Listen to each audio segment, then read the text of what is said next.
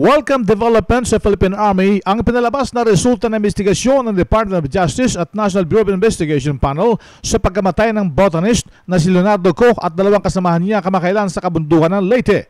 Sinasabi sa resulta ng investigasyon ng DOJ at NBI na ang balang kumitil sa tatlong biktima ay hindi nang galing sa mga tropa ng militar. Magugunita na ang grupo ng botanist na si Leonardo Co, Sofronio Cortez at Julio Borromeo ay napatay sa gitna ng engkwentro sa kabundukan ng kanyang Leyte noong November 15, 2010 habang gumagawa ang grupong ito ng pananaliksik para sa Energy Development Corporation.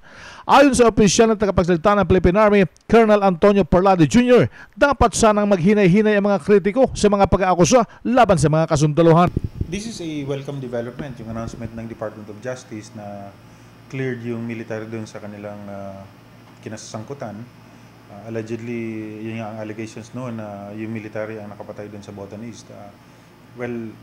Hindi kami naging party nung investigating panel. So, the decision or the findings of the panel should be credible enough. So, ito yung sinasabi natin na huwag tayo masyadong padalos-dalos sa paghusga kung sino yung mga nakapatay doon kay Ko.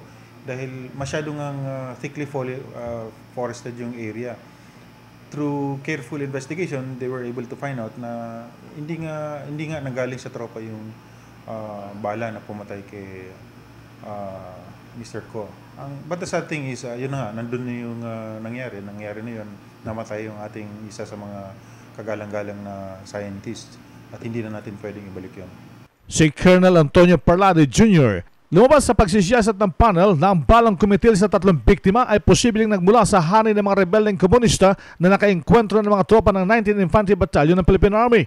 Batay umano sa trajectory ng bala, lumilitaw na ang mga tumamang bala sa mga biktima ay nagmula sa mababang lugar kung saan nakapwesto ang mga rebeldeng komunista at hindi sa mataas na lugar kung saan naroon ang mga sundalo. RH911, Bing Formento ng DZRH Nationwide.